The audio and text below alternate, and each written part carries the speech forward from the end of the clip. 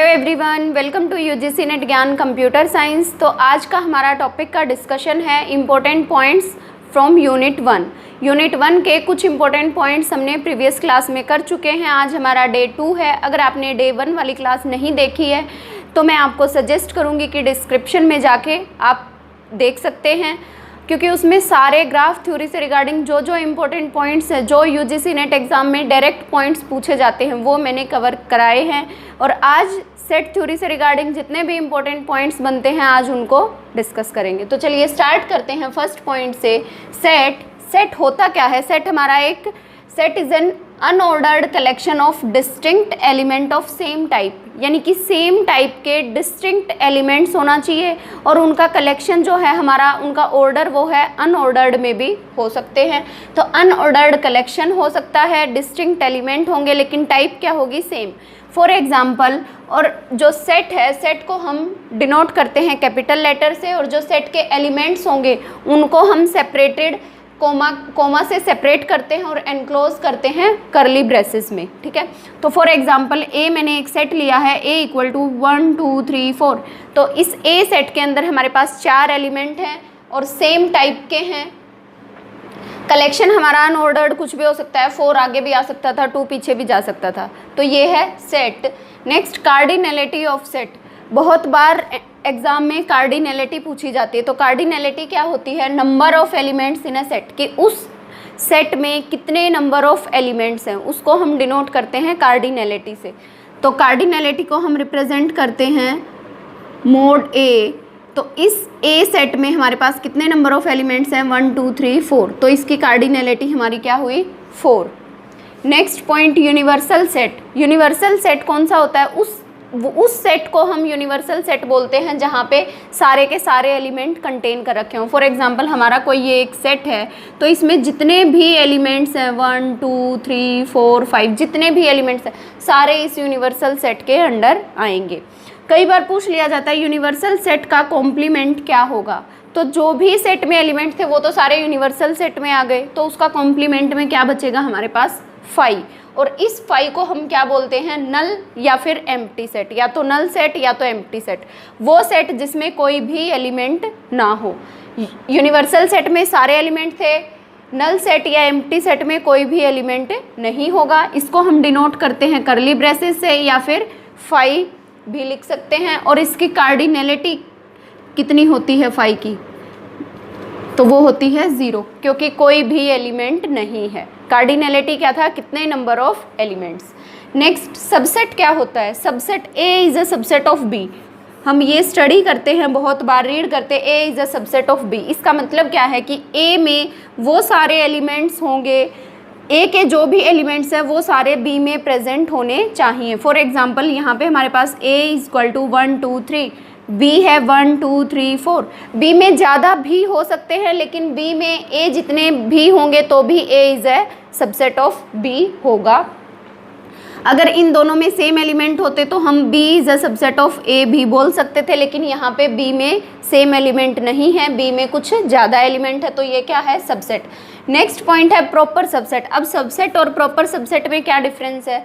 Subset में तो same element हो सकते हैं दोनों में, A सेट में भी B सेट में भी, लेकिन प्रॉपर सबसेट अगर हम बोलते हैं A is a proper subset of B, तो B के पास कोई ना कोई एक एलिमेंट एक्स्ट्रा होना चाहिए जो कि A में प्रेजेंट ना हो। तो उसको हम डिफाइन कैसे करते हैं? If A is a subset of B, कि अगर हमारा A सबसेट है B का and A not equal to B, subset होना चाहिए लेकिन A जो है वो B के इक्वल नहीं होना चाहिए, देन तो हम क्या बोल सकते हैं कि A is a proper subset of B।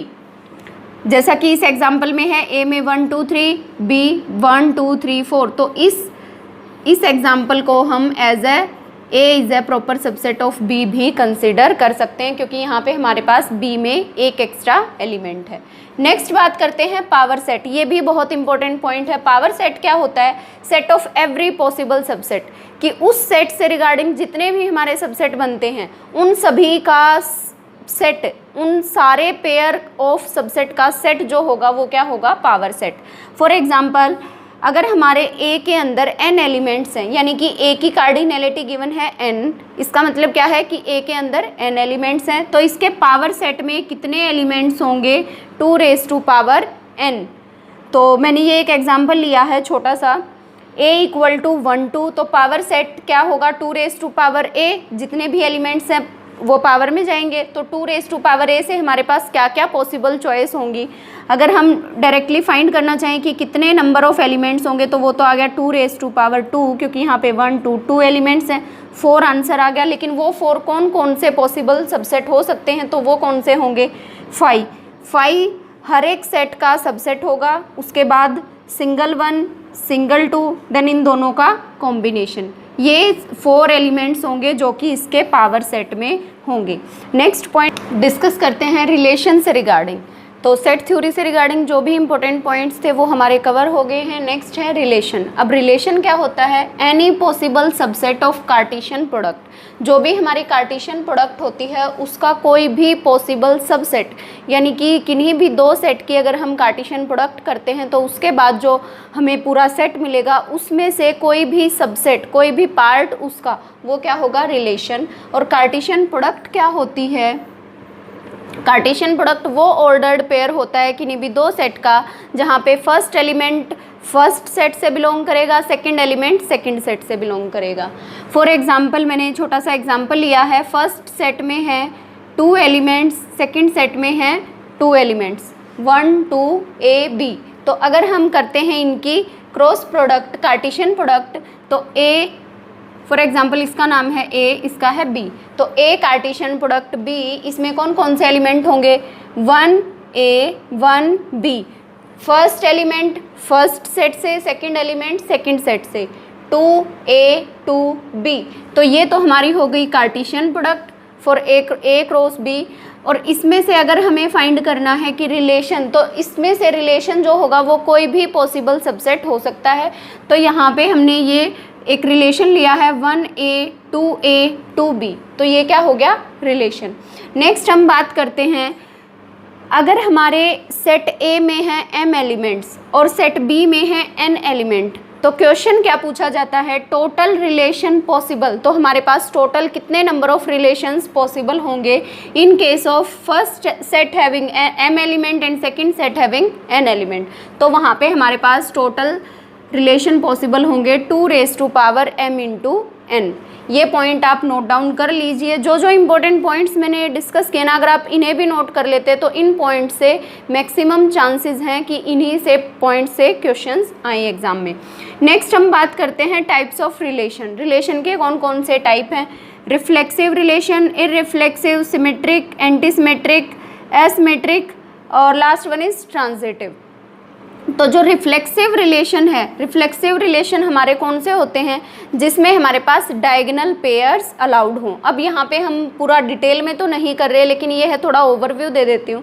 तो रिफ्लेक्सिव रिलेशन कौन से हैं, जिसमें डायगोनल पेयर्स अलाउड हो। किसी भी रिलेशन का पार्ट जिसमें हमारे पास डायगोनल पेयर अलाउड हो, वो कौन से रिलेशन होंगे, रिफ्लेक्सिव रिलेशन। इररिफ्लेक्सिव, जहाँ पे डायगोनल पेयर्स अलाउड नहीं होते, इररिफ्लेक्सिव। सिमेट्रिक, सिमेट्रिक के केस में अगर कोई A, B सेट बिलोंग करता है R से, तो उसके लिए B, A भी प्रेजेंट होना चाहिए बिलोंग टू R, वो उस रिलेशन से बिलोंग करना चाहिए। अगर हमारे रिलेशन में कोई सबसेट है A, B, तो B, A भी उसके लिए प्रेजेंट होना चाहिए। एंटी सिमेट्रिक में क्या होगा, अगर कोई A B बिलोंग करता है R से, तो उसके लिए B, A बिलोंग नहीं करेगा R से in case of anti symmetric. लेकिन हाँ, यहाँ पे हमारे डायगोनल पेयर्स अलाउड हो सकते हैं। Next one is asymmetric. Asymmetric में ए बी के लिए बी ए भी नहीं होना चाहिए और डायगोनल पेयर्स भी अलाउड नहीं होने चाहिए।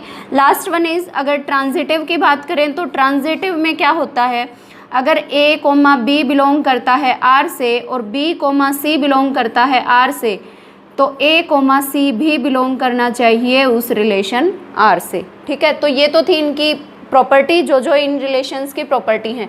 अब क्वेश्चन यहाँ से कैसे पूछा जाता है, total number of relations possible. कोई भी एक टर्म देगा और उससे पूछेगा कि कितने टोटल नंबर ऑफ रिलेशंस हम जनरेट कर सकते हैं। तो रिफ्लेक्सिव से हम कितने total number of relation generate कर सकते हैं, 2n² - n।